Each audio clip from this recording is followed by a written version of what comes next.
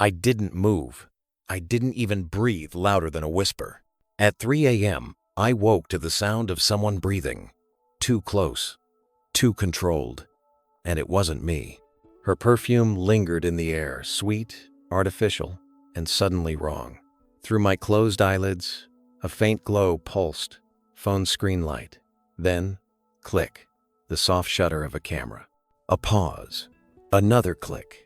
The mattress shifted as she leaned away, and then I heard it almost a whisper, the slow, deliberate recitation of 16 numbers. My credit card numbers. I kept my breathing steady, counted her footsteps as she left the room, heard the faint rustle of paper from the kitchen. When she came back, my wallet was half an inch out of place. She thought I wouldn't notice. She slid back under the covers, her breathing returning to normal. Mine never did. By morning, $90,000 was gone. Not stolen in a smash and grab, but spent in neat, precise bursts. Designer boutiques, luxury hotels, 2 first-class flights to Europe, all in her name. At breakfast, she hummed like nothing had happened.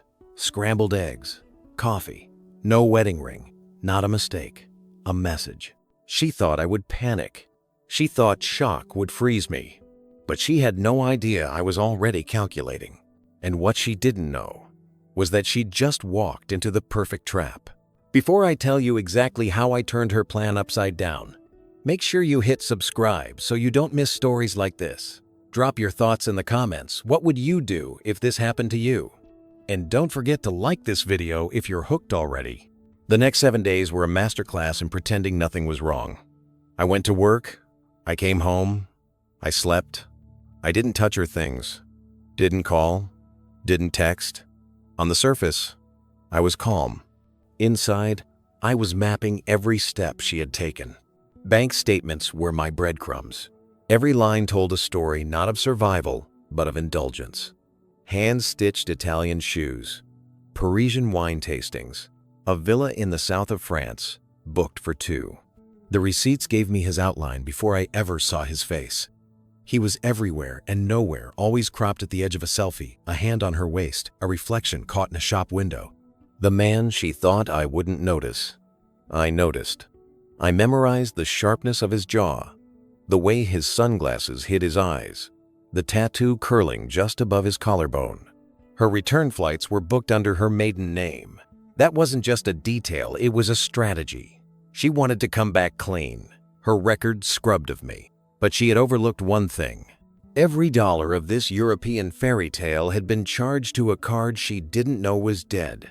I'd canceled it years ago. The bank still logged the transactions but never sent a cent. What she thought was theft was actually a ledger of evidence, a list of merchants, airlines, hotels, all now preparing to claw their money back. And all of it, every ounce of debt and fraud, had her name and his name tied together. They were building their dream life on a foundation that was already crumbling, and they didn't even know it yet. The best part? I wasn't going to lift a finger to make it happen. It was a Thursday evening when the front door opened, like she still lived there. The sound of her heels on the tile was sharp, deliberate, the kind of sound meant to announce presence and dominance. She walked in, draped in a coat I recognized instantly from one of the Paris receipts, her wrists glittering with bracelets that probably still smelled of a display case. The air filled with that same cloying perfume, the one that had lingered on the night she stole my numbers. Without a word, she tossed her designer bag onto the counter and unzipped it with a flourish, letting silk scarves, leather wallets, and gold trinkets spill out like a spoiled child showing off her toys. "Thanks for the upgrade," she said, her voice dripping with mockery. She thought she was twisting the knife, thought I was sitting here all week stewing in humiliation, just waiting for her return so we could fight. Instead, I smiled. Calm, controlled, deadly. "You should check your email," I told her. Her smirk faltered. She picked up her phone and tapped the screen. Her posture shifted almost immediately. The confidence bled out of her like a slow leak. First came the payment reversals every purchase she'd made, clawed back by furious merchants.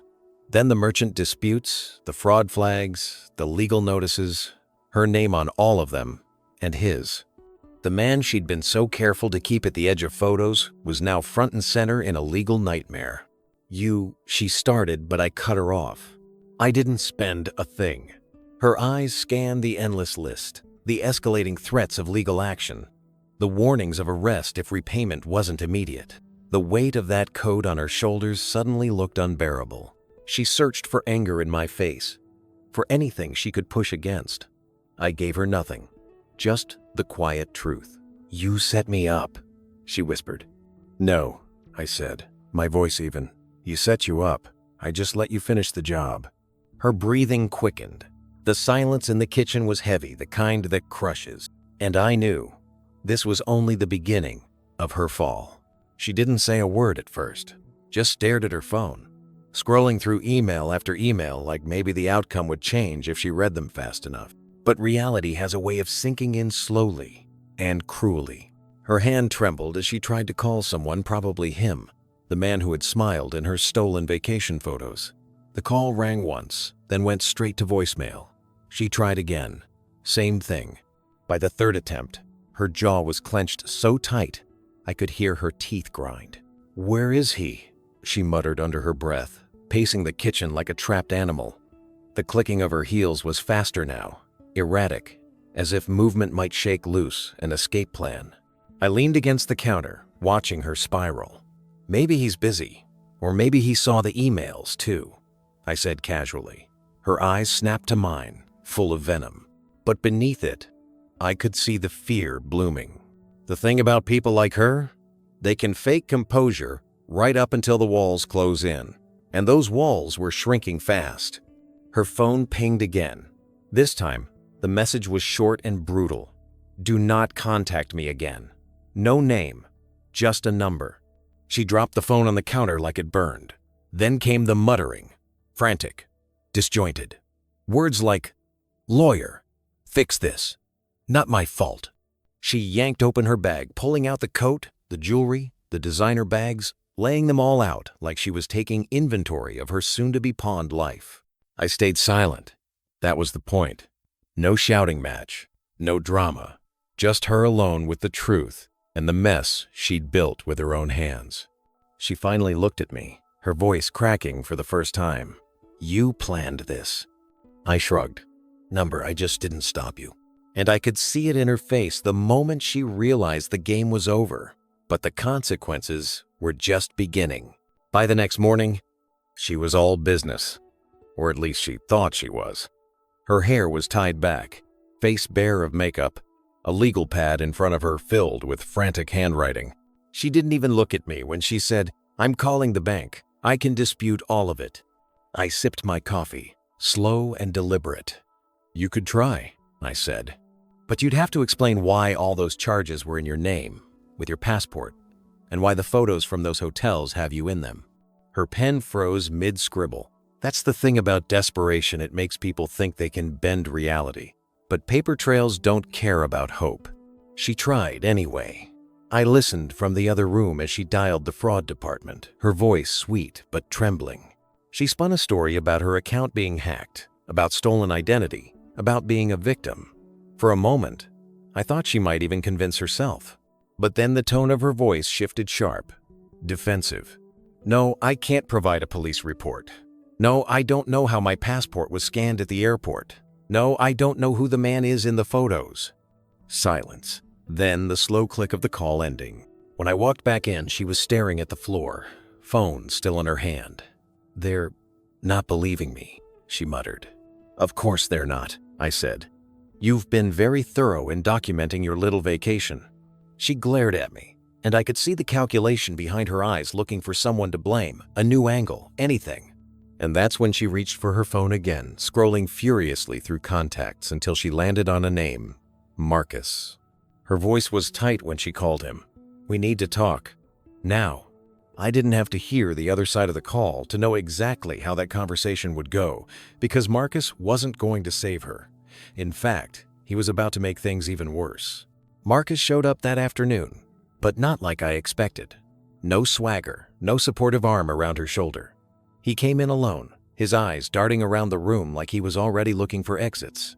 She jumped up from the couch the second he stepped inside, "You need to help me fix this," she hissed, grabbing his arm. He shook her off. "Fix this? Are you insane? Do you have any idea how much trouble we're in?" His voice wasn't angry, it was scared. "I told you," she started. But he cut her off. "No, you didn't tell me anything. You just swiped a dead man's credit card and dragged me halfway across Europe like it was nothing."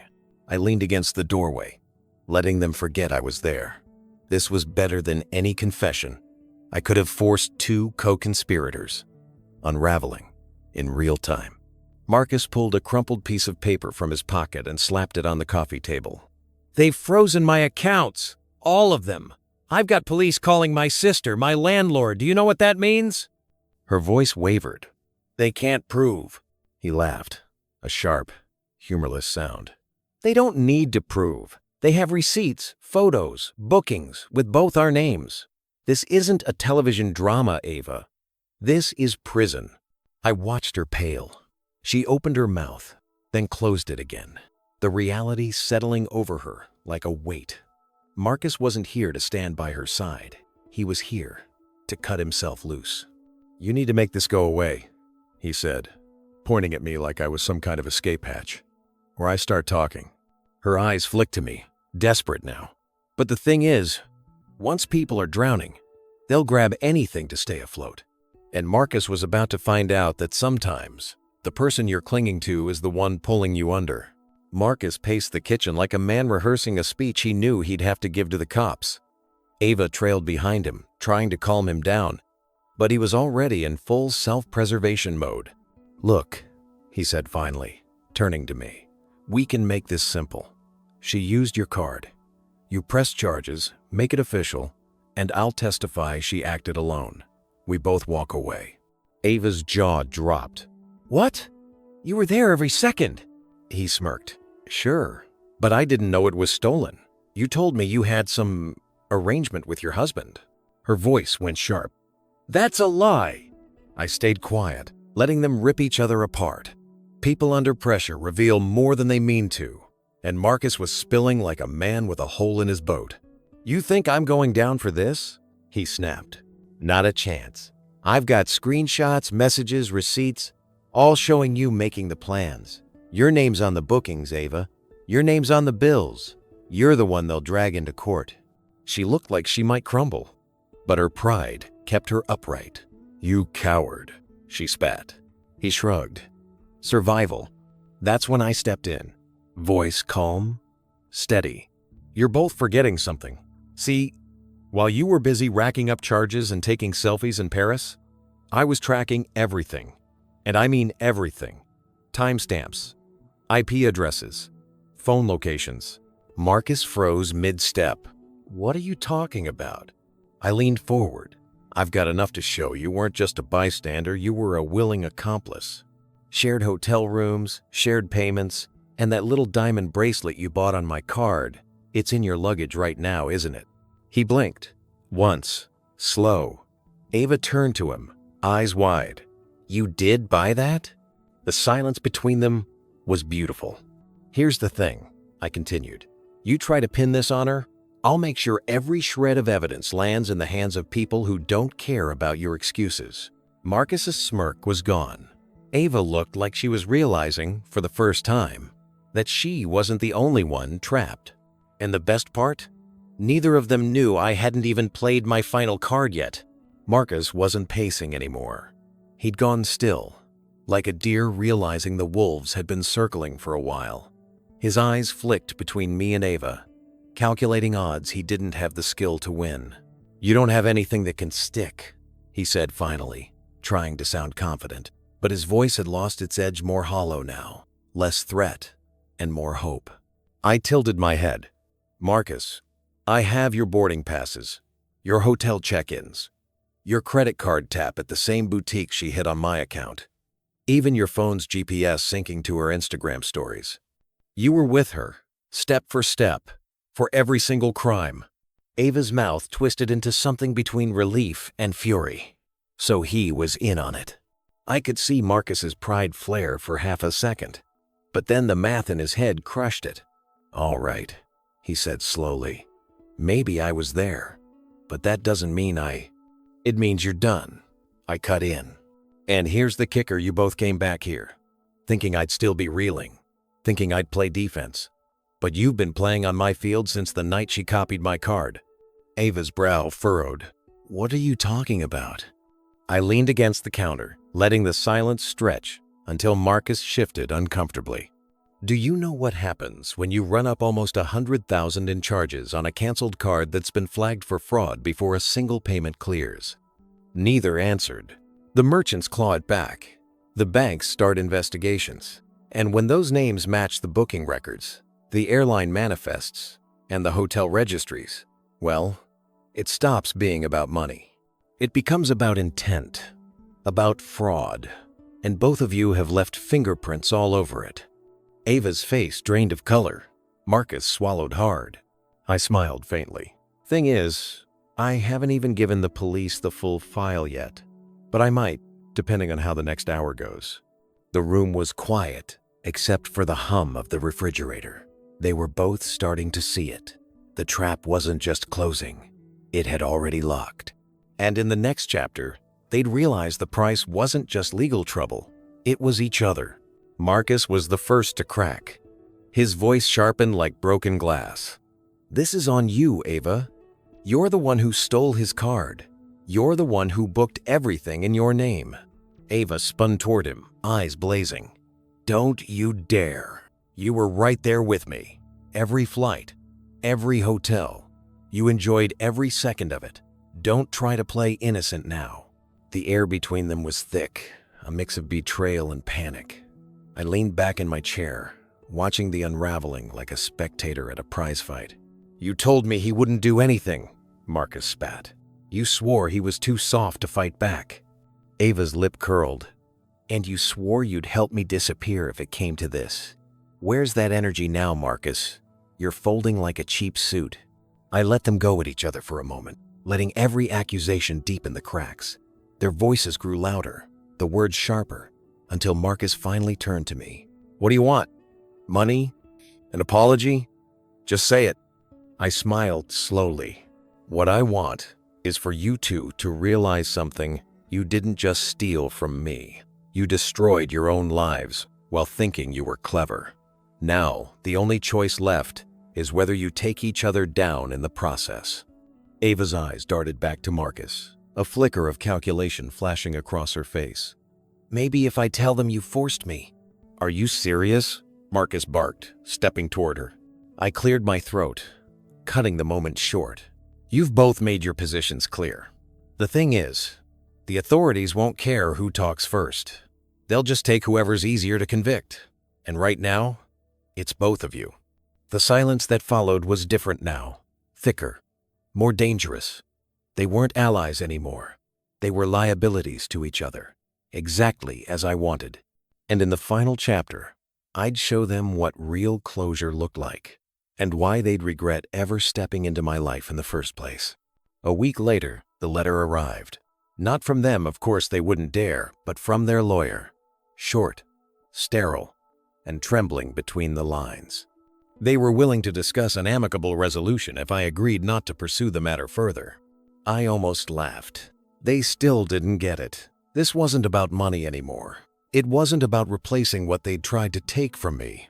It was about ensuring they could never again sleep soundly, wondering if the next knock on the door would be the one that ended it all. I wrote one line back. There will be no resolution, only consequences. Then I slid the copy of their case file into a safe deposit box, one of 3 in different cities. The other copies were with people who owed me favors, the kind of people who never misplaced things. Ava, now without Marcus by her side, rumor had it he'd fled to avoid being tied to her mess, was spotted pawning jewelry she once flaunted in my kitchen. The Paris coat was gone, the diamonds sold, the villa seized. Every little luxury she thought she'd stolen forever had turned to dust in her hands. I didn't need to confront her again. I didn't need to see her face when she realized she had nothing left. Some endings are better imagined. That night, I sat in my quiet house, wallet exactly where it belonged, the air clean without her perfume haunting it. I poured myself a drink, and looked out the window at the stillness. No chaos, no fear. Because the truth is, revenge isn't about rage. It's about patience. It's about letting your enemies believe they've won, right up until they trip the wire you've been stringing for weeks, months, or years. She thought she'd taken from me the one thing that mattered. But in the end, the last thing she ever took was the last thing she'll ever get. And now I want to hear from you. What's the most satisfying revenge story you've ever seen? Drop it in the comments below. Don't forget to hit like and subscribe for more stories that prove karma always comes collecting.